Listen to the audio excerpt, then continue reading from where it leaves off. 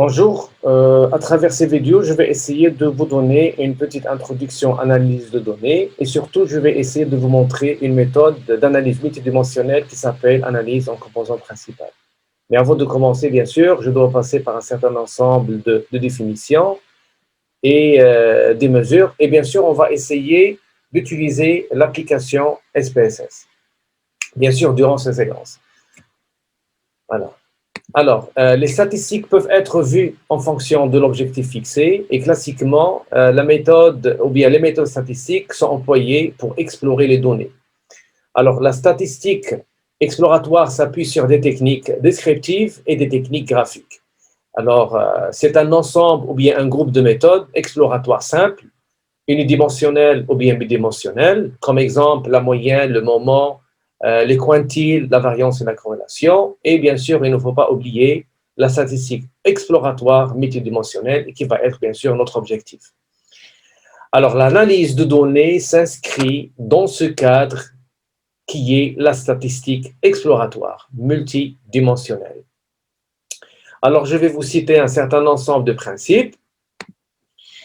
Alors, les méthodes d'analyse de données ont commencé à être développées dans les années 50, poussées par le développement de la technologie et surtout l'informatique et le stockage de données, qui depuis n'a cessé de croître.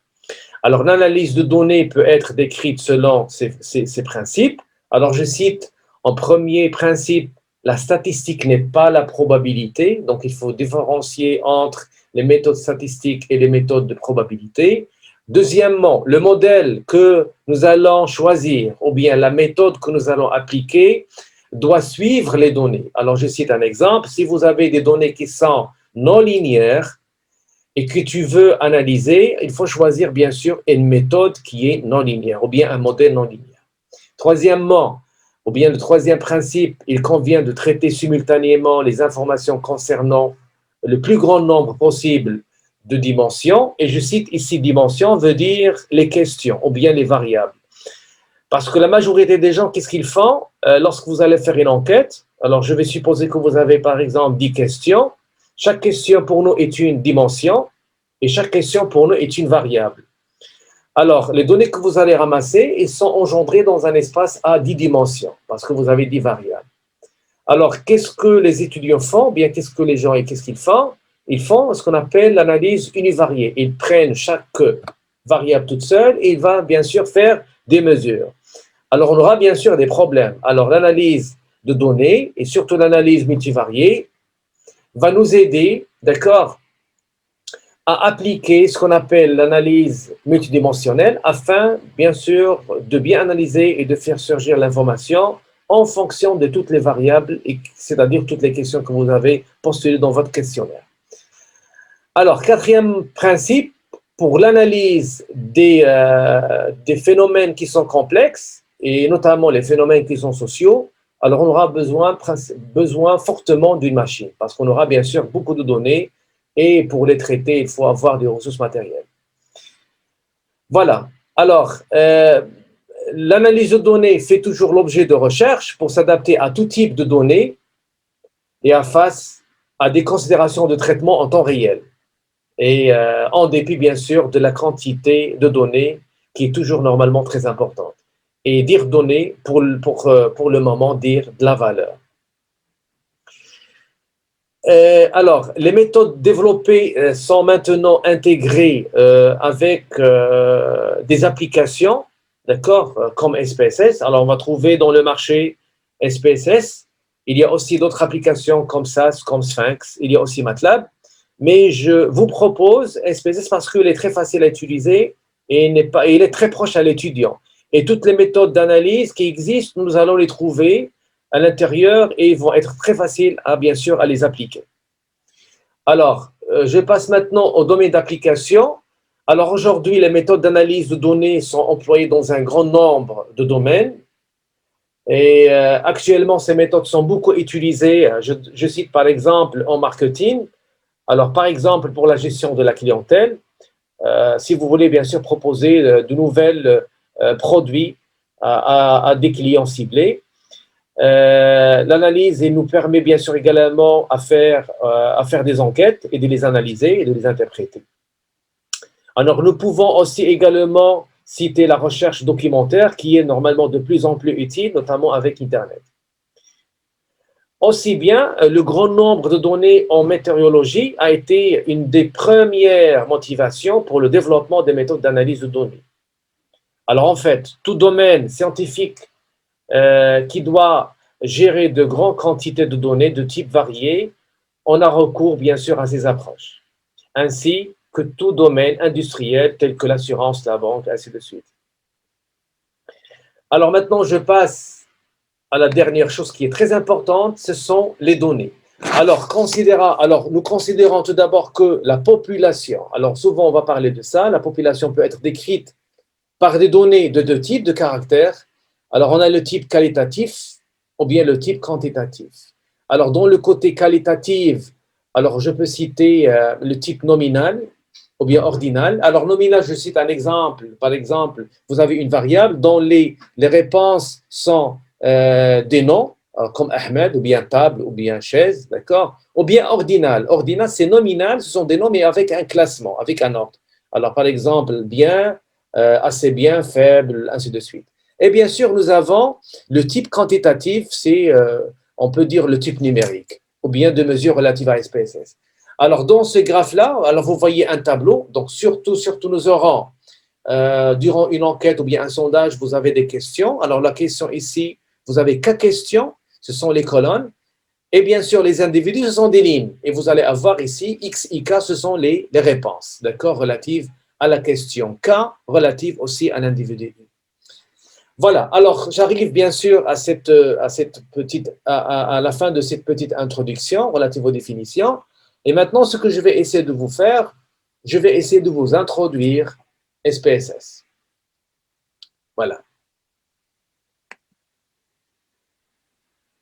Alors, je vais essayer de partager, encore repartager. Donc, je pense que c'est partagé. Voilà.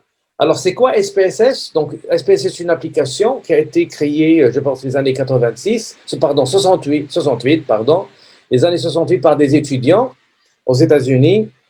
Et bien sûr, l'application, elle a été appréciée par les étudiants à cette époque. Et les fondateurs, donc, ils ont commencé à implémenter, d'ajouter d'autres fonctionnalités. Et après, c'est IBM qui a tout acheté. Maintenant, l'application appartient à IBM, que vous pouvez bien sûr la télécharger. Alors, dès le premier coup, ce qu'on voit ici, ça se ressemble à Excel. Alors, ce n'est pas Excel, parce que Excel, vous avez en collant les lettres et vous avez bien sûr ici, de la même façon, les lignes sont des nombres. Mais ici, pour notre cas, ici, la colonne est une variable, c'est-à-dire une question. Alors, je reviens. Alors, le début, c'est quoi? Alors, vous avez un phénomène social que vous voulez bien sûr analyser. Alors, ce que vous allez créer un questionnaire. Et le fait de créer un questionnaire n'est pas facile parce que normalement, le questionnaire, c'est un ensemble de questions parce que vous êtes en train de chercher les raisons et les causes relatives à ce phénomène. Alors, vous allez commencer à postuler des questions. Alors, la question, dans notre cas ici, va être une variable. D'accord? Et c'est là, normalement, où on va ramasser les valeurs ou bien les réponses à cette variable. Alors, vous avez ici les lignes, ce sont les individus, individu 1, individu 2, et la variable, c'est la question 1, variable deuxième, la question 2, la question 3, ainsi de suite. Et bien sûr, vous allez ramasser ici un certain ensemble de données. Alors, SPSS, normalement, il est facile parce que le fait que vous avez ici un tableau comme Excel veut dire la saisie, elle est très simple. Alors, Excel, il comporte deux vues. Alors, il y a ce qu'on appelle vue de données et il y a vue de variables. Alors, premièrement, je vais commencer par vue de données. Alors, supposons que vous avez des réponses à une question. Alors, je vais citer par exemple l'âge. Alors, je vais écrire ici 22 ans. Voilà, entrée. Alors, automatiquement, vous voyez que SPSS m'a nommé ma variable. C'est plus var, mais c'est var avec 001. Et bien sûr, je peux renommer la variable. Alors, je vais continuer 23, 24. D'accord, je vais seulement remplir de manière facile et simple. Et maintenant, je vais voir le côté vue de variable. Alors, je clique sur vue de variable. Alors, qu'est-ce qu'on trouve ici? On trouve aussi un tableau, mais c'est la même chose que le premier tableau. Alors, sur le tableau ici, c'est le tableau relatif aux variables. Alors, les lignes, ce sont des variables, mais les colonnes sont les propriétés de la variable. Et je cite comme propriété le nom, que je peux remplacer ici. Alors, je vais mettre ici, par exemple, âge. Alors, il y a des champs ou bien des propriétés qui sont très intéressantes qu'il faut normalement ne pas rater, sinon vous aurez des problèmes après. Alors, je cite par exemple le nom, le type et la mesure. D'accord? Mais les autres, ce n'est pas optionnel, mais il faut les remplir. Mais je tiens bien sûr à, à vous dire que le champ type et le champ mesure sont indispensables. Alors, numérique. Alors là, ce sont des nombres. Alors, c'est numérique par défaut. Alors, je clique sur ces boutons. Ici, bien sûr, vous pouvez changer le type de la variable selon, bien sûr, la question que vous avez postulée. La majorité des cas, c'est numérique ou bien chaîne de caractères. Sinon, c'est peut-être une date. Alors, je vais laisser numérique, OK. Alors, ici, le nombre de chiffres après la virgule, je vais mettre 0. Pas de chiffres après la virgule. La liblée, ici, c'est la question. Alors, je vais mettre ici, quel est votre âge? D'accord? Quel est votre âge? C'est la question. Bien sûr, normalement, SPSS, il travaille avec le nom qui est normalement le code. D'accord? C'est avec le nom que SPSS va travailler. Mais la liblée va être la question qui va être normalement affichée dans les tableaux, dans les graphes, ainsi de suite. Alors, vous avez ici valeur. Alors, quel est le rôle de valeur? Supposons que vous avez une question qui détermine le genre. Alors, soit c'est masculin ou bien féminin. Alors, vous avez ici des noms, masculin, féminin, donc on ne peut pas faire des calculs et on ne peut pas traiter d'une manière directe. Alors, qu'est-ce qu'on va faire? On va essayer de codifier masculin 1 et féminin 0, ou bien masculin 10 et féminin 20. Donc, c'est à travers ce champ-là. Alors, le manquant. Que veut dire manquant? Alors, supposons qu'il y a quelqu'un qui n'a pas donné son âge. Alors, je vais laisser les valeurs ici. Alors, je vais par exemple supprimer 20. Voilà. Alors, supposons qu'on a les valeurs comme ça. Alors, ici, l'individu 5 n'a pas donné l'âge. Donc, ici, on va dire qu'on a une valeur manquante. Et bien sûr, SPSS, il va vous donner et vous proposer comment nous allons, bien sûr, traiter les valeurs manquantes. Alors, je reviens à vue des variables. Alors, vous avez ici le manquant. Donc, on peut bien sûr modifier le manquant par des valeurs. D'accord? Et normalement, la valeur qui est très proche au manquant, c'est la moyenne. Alors, la mesure, nous avons soit échelle, soit ordinale, soit nominale. Alors, je répète, nominale, des noms, comme voiture, comme Tanger. Ordinale, c'est bien, assez bien, peu, trop, d'accord? Donc, ce sont des noms avec un ordre. Et échelle, pour notre cas, c'est lorsqu'on a des mesures, on a des nombres quantitatifs, d'accord? Ou bien on a des intervalles. On va maintenant faire échelle. Et je reviens. Voilà, donc vous avez ici la variable âge. Alors, on va commencer bien sûr un petit peu de terminologie relative à l'analyse de données. On ne va plus dire pour le moment question, mais on va dire une variable. Et cette variable, elle contient bien sûr différentes réponses, dont on va dire une variable aléatoire. À chaque fois, la réponse, elle est différente d'une autre, parce que vous avez ici des individus, l'un est différent de l'autre. Alors, comment maintenant je peux bien sûr créer une autre variable? Soit que je vais saisir directement ici, comme j'ai fait dans âge, ou bien que je peux venir à vue des variables, et je vais venir à la deuxième ligne, et je vais écrire par exemple, taille, entrée. Et une fois que je vais faire entrer, automatiquement, SPSS va remplir les champs par des valeurs par défaut. Donc, la taille, c'est numérique. Sinon, on peut changer. Je vais laisser 2 chiffres après la virgule. Et là, je vais écrire quelle est votre taille. Voilà. Alors, ça, c'est la question. Et ici, je vais mettre échelle. Alors, de la même façon, je vais mettre ici taux glycémie.